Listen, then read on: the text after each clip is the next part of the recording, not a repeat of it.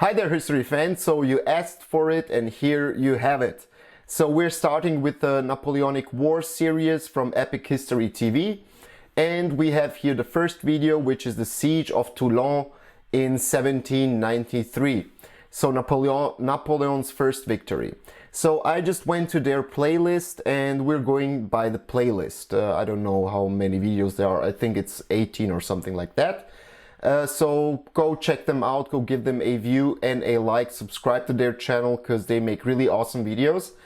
Some of them I already saw, some of them I didn't. And I mean, the topic of Napoleon as a person and the French Revolution and the Napoleonic Wars, it's a big topic and it's pretty important for European history. And I think that the depiction of Napoleon and the Napoleonic Wars and so on, that it kind of depends from country to country how it's thought. I mean, the perspective on it. In some countries it's mostly negative, in some countries it's more neutral, and in some countries it's more kind of in positive aspects. So, you know, like spreading the civil rule of law, spreading roads and so on, schools, opening of schools and so on. But I mean, it has nothing to do with the Siege of Toulon. We're probably going to go into that with future videos. But as far as I know, when I talk to some of my British colleagues, they mostly view Napoleon's or the Napoleonic Wars and Napoleon's conquest throughout Europe in a negative aspect. But yeah, share your opinions, thoughts, and so on. Additional information, corrections on maybe what I say or they say in the comment section below. I will appreciate it, and I think our community is also going to appreciate it. The link to the original video is in the description below.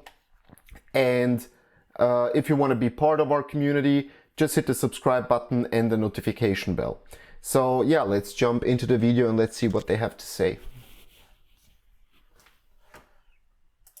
An Epic History TV History March collaboration, supported by our sponsor, Osprey Publishing.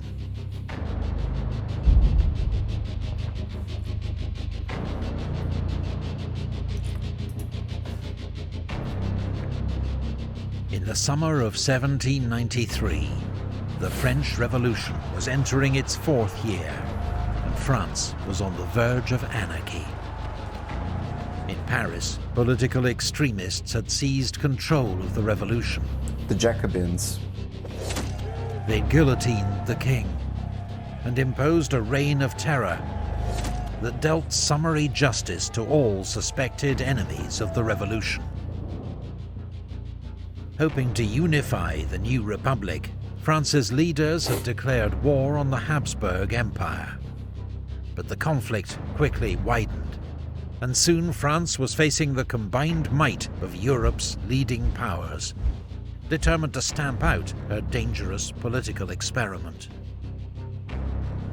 Meanwhile, whole regions of France had come out in open revolt, horrified by the new extremism of the revolution.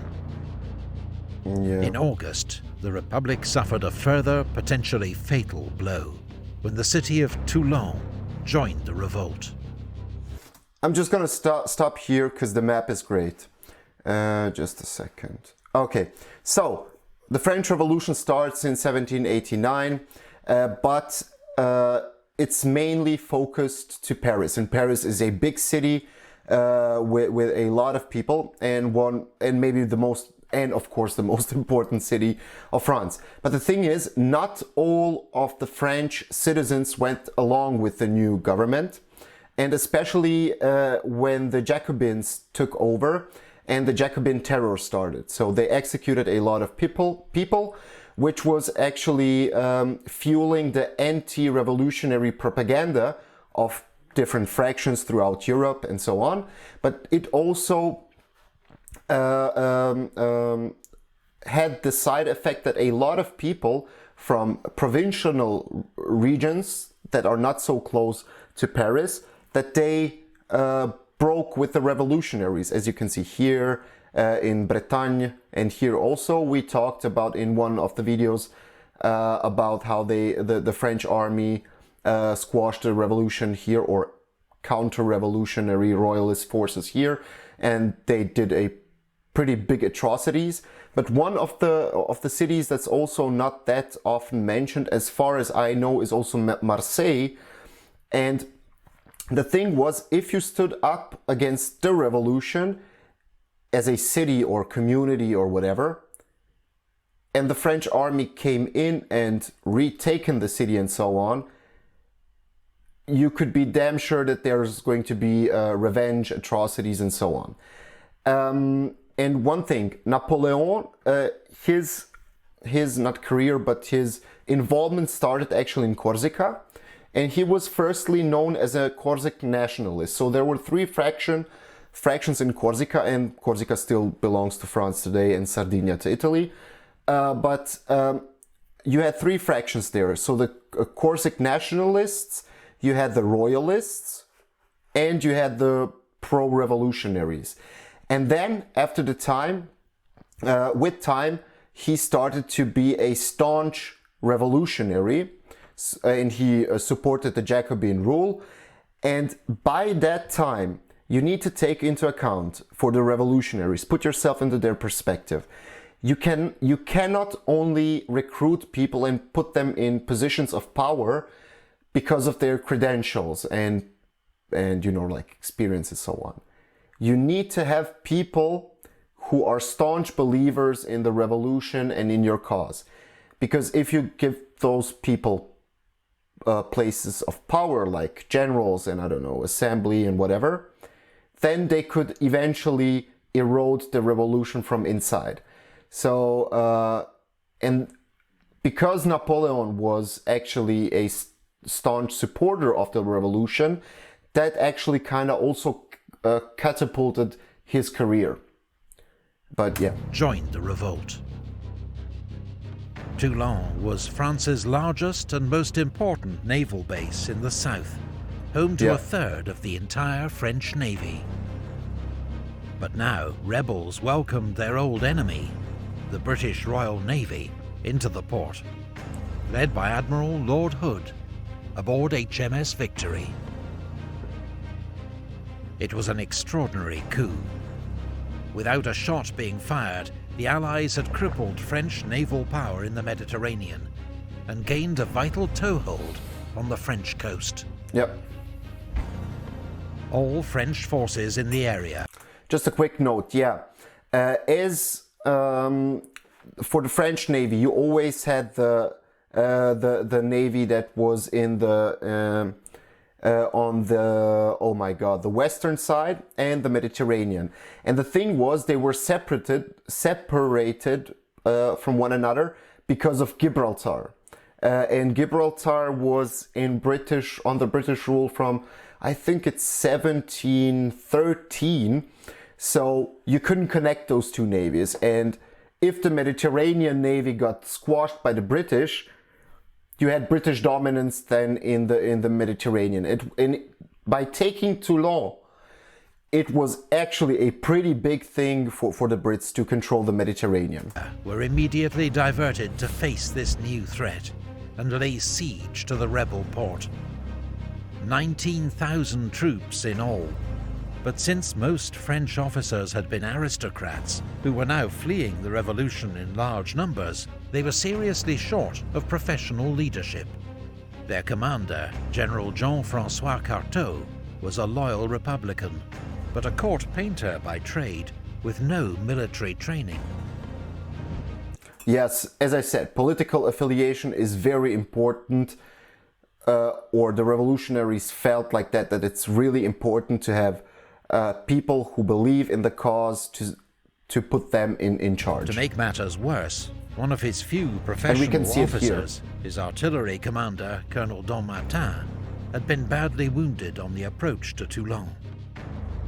Antoine Salicetti, a Corsican deputy of the National Convention in Paris, recommended as his replacement a fellow countryman, a 24-year-old artillery officer who was passing Toulon en route to the front, named Napoleone Buonaparte, or Bonaparte. There he is. Bonaparte was a professional soldier, but he'd seen almost no active service. Nevertheless, Salicetti was impressed by his manner, and most of all, his politics.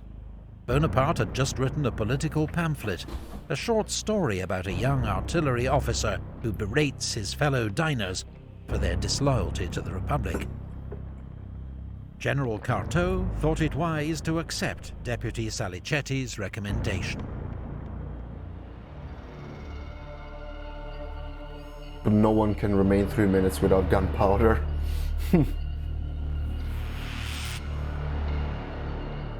The great port of Toulon was well defended by city walls and a dozen outlying forts and redoubts.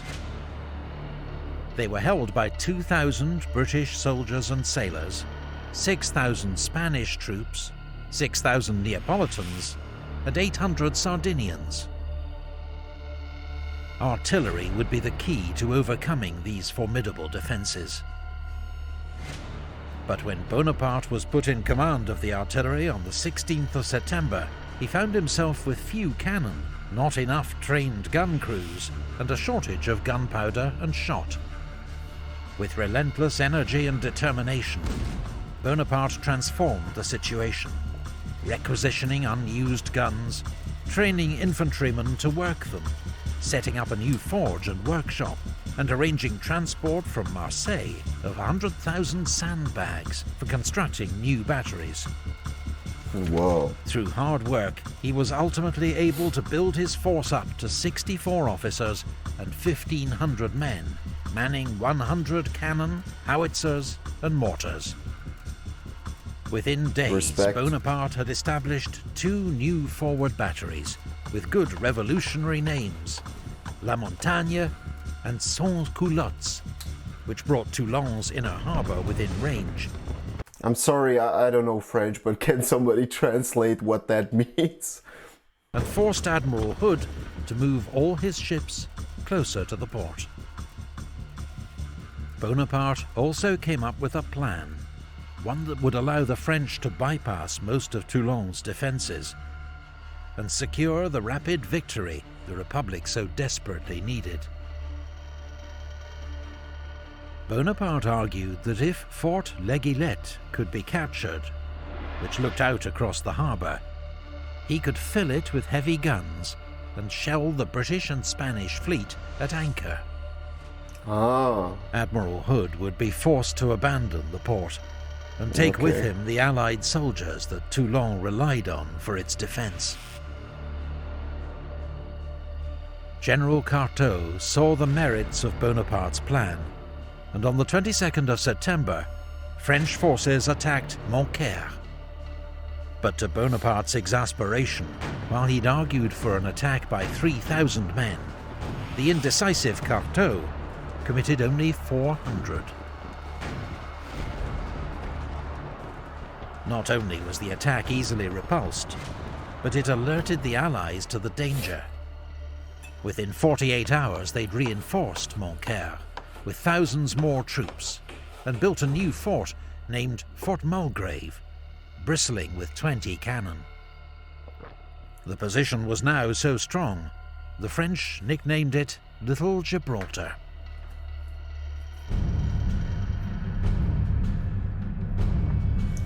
There is only one possible plan, Bonaparte. Nice.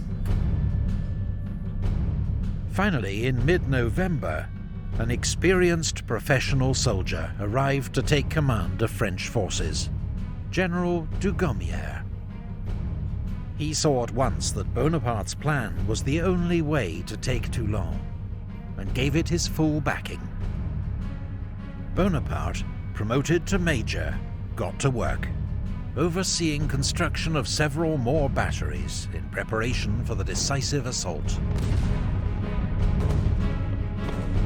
One forward battery was so exposed to enemy fire that men refused to be sent there. So Bonaparte renamed it La Batterie des Hommes Sans Peur, the battery of men without fear. But Suddenly, there was no shortage of volunteers. It was an early display of morale is a big Napoleon's thing while genius for fighting. inspiring his soldiers. one that would serve him well in the years ahead. On the 30th of November, the Allied Land Forces commander, British General Charles O'Hara, tried to seize back the initiative, leading an assault on the new French batteries facing Fort Malbousquet. At first the attack was successful. The batteries were overrun, the French guns spiked. But a counterattack with much greater numbers, and led in person by General Dugommier and Major Bonaparte, drove back the Allies.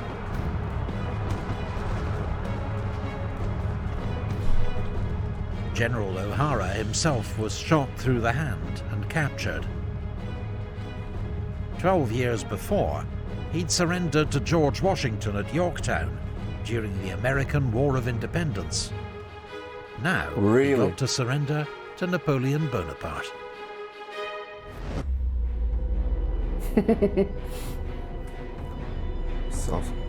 Okay, so Citizen Bonaparte, commander of the artillery. Okay, their plan was actually to surround the city, to bomb the British ships. But what was their plan in total? Like to destroy the British ships so that they could eliminate the whole British troops when they take back the city? Or was it just to scare them off and to kind of signal the Brits that they wouldn't have any possible route to retreat if the French start winning? Kind of interested in that.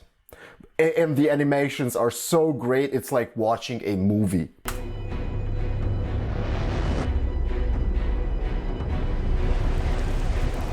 In the early hours of the 18th of December, in howling wind and driving rain, the French launched a major assault on Fort Mulgrave.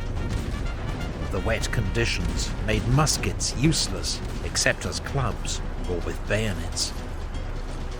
Bonaparte led the second wave in person. Amid fierce hand-to-hand fighting, his horse was killed under him, and he was bayoneted in the thigh by a British sergeant, a wound that came within inches of ending his life and radically changing the course of history. Finally, the Allied garrison was overwhelmed, and Mulgrave fell to the French. Fort L'Aiguillette and Tour de la Balaquière were soon also in French hands.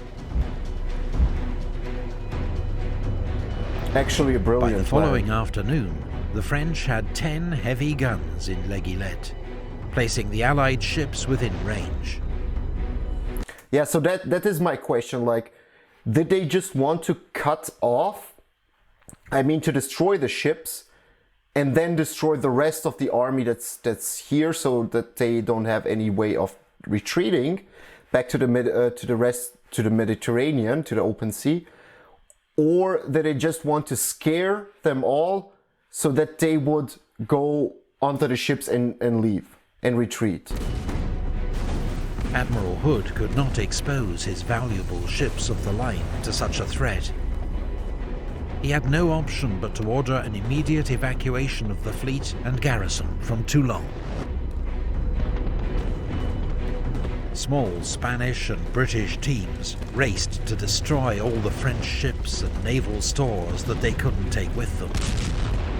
But amid the chaos of their departure, 18 ships of the line were allowed to fall back into French hands. A badly missed opportunity. Many French citizens of Toulon were desperate to escape aboard the Allied ships, knowing that the Republicans would inflict terrible reprisals on the city. Yep. British and Spanish... by that time, everybody knew that if you revolted against the newly formed government, and if they take back the city or region or whatever, as I said, that they're going to commit atrocities on the local population. So of course they wanted to leave. Of course. Would inflict terrible reprisals on the city. British and Spanish ships took as many as they could, about 14,000 in all, but scores were drowned amid chaotic and desperate scenes. Others were left to face the wrath of the revolution. Republican troops entered the city the next morning, and executions and firing squads began almost immediately. For the next 2 weeks, about 200 were executed every day. Allied 200 a day for 2 weeks. Propaganda later blamed Bonaparte for the atrocities, but there's no evidence he was directly involved.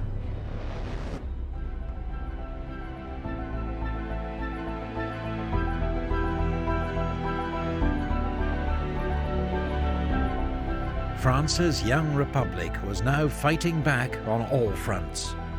And with the fall of Toulon, the Allies had lost a golden opportunity, a chance to stir up further revolt, deal a lasting blow to French naval power, perhaps even overturn the revolution. But instead, the French Republic had weathered one of its greatest storms, in no small part thanks to the remarkable judgment, energy and courage of one 24-year-old artillery officer, now promoted Brigadier General in recognition of his extraordinary service at Toulon. Napoleon Bonaparte had taken his first step on the path to greatness. And for Europe, 21 years of almost constant war awaited. Our sponsor, Osprey Publishing, has nearly 200 titles on the Napoleonic Wars.